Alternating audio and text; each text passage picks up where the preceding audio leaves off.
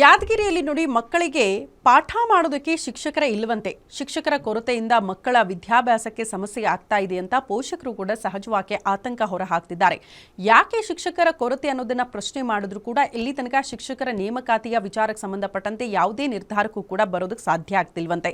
ಶೈಕ್ಷಣಿಕವಾಗಿ ಹಿಂದುಳಿದ ಜಿಲ್ಲೆ ಬಗ್ಗೆ ಸರ್ಕಾರ ನಿರ್ಲಕ್ಷ್ಯ ತೋರಿಸ್ತಿದೆಯಾ ಇಂಥದ್ದೊಂದು ಅನುಮಾನವನ್ನು ಕೂಡ ಆ ಗ್ರಾಮದ ಜನ ವ್ಯಕ್ತಪಡಿಸಿದ್ದಾರೆ. ಶಾಲಾ ಶಿಕ್ಷಣ ಮತ್ತು ಸಾಕ್ಷರತಾ ಇಲಾಖೆಯಿಂದಲೇ ಶಿಕ್ಷಕರ ನೇಮಕಾತಿ ಆಗಿಲ್ಲ. ಜಿಲ್ಲೆಯ ಹಲವು ಶಾಲೆಗಳಲ್ಲಿ ಅತಿಥಿ ಶಿಕ್ಷಕರು ಬಂದು ಬೋಧನೆ ಮಾಡ್ತಿದ್ದಾರೆ. ನಾಲ್ವಡೆಯ, ನಾಯ್ಕಲ್, ವಡಗೇರ ಸೇರಿ ಹಲವೆಡೆ ಶಿಕ್ಷಕರ ಕೊರತೆ ಎದುರಾಗಿದ್ದು, ಶಿಕ್ಷಕರ ಕೊರತೆಯಿಂದ ಗುಣಮಟ್ಟದ ಶಿಕ್ಷಣ ಕೂಡ ಮರೀಚಿಕೆ ಆಗ್ತಾ ಇದೆಯಂತೆ ವಿದ್ಯಾರ್ಥಿಗಳಿಗೆ. ಖಾಸಗಿ ಶಾಲೆಗಳತ್ತ ಮುಖ ಮಾಡ್ತಿದ್ದಾರೆ ವಿದ್ಯಾರ್ಥಿಗಳು.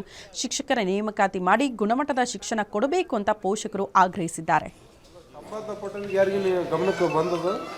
ಎಲ್ಲರಿಗೂ ಗಮನಕ್ಕೆ ಬಂದ್ರು, ಯಾಕೆ ಬಂದಿಲ್ಲ?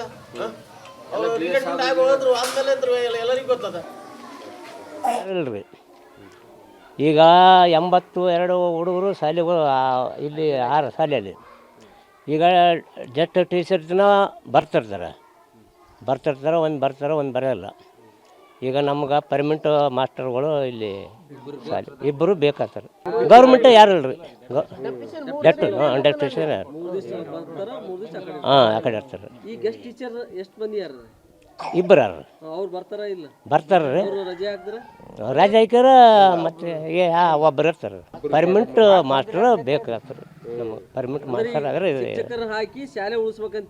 ಯಾದಗಿರಿ ಜಿಲ್ಲೆಯಲ್ಲಿ ಪ್ರಾಥಮಿಕ ಶಾಲಾ ಸಂಬಂಧಪಟ್ಟಂತೆ 5626 ಹುದ್ದೆಗಳು ಮಂಜೂರಾಗಿದ್ದು, ಅದರಲ್ಲಿ 2655 ಜನ ಶಿಕ್ಷಕರು ಕಾರ್ಯನಿರ್ವಹಿಸ್ತಾ ಇದ್ದಾರೆ.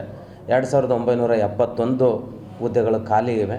ಈ 2971 ಖಾಲಿ ಹುದ್ದೆಗಳಿಗೆ ಎದುರಾಗಿ ವಿಷಯ ಶಿಕ್ಷಕರ ಖಾಲಿ ಹುದ್ದೆಗೆ ಎದುರಾಗಿ ಈಗಾಗಲೇ ಸರ್ಕಾರ ಜೂನ್ದಿಂದ ಅತಿಥಿ ಶಿಕ್ಷಕರ ನೇಮಕಾತಿ ಮಾಡಲಿಕ್ಕೆ ಅವಕಾಶ ಕೊಟ್ಟಿದ್ದು, ಅದರಂತೆ ಅತಿಥಿ ಶಿಕ್ಷಕರನ್ನು ನಾವು ಆಯ್ಕೆ ಮಾಡಿಕೊಂಡು ಕಾರ್ಯನಿರ್ವಹಿಸ್ತಾ ಇದ್ದಾರೆ.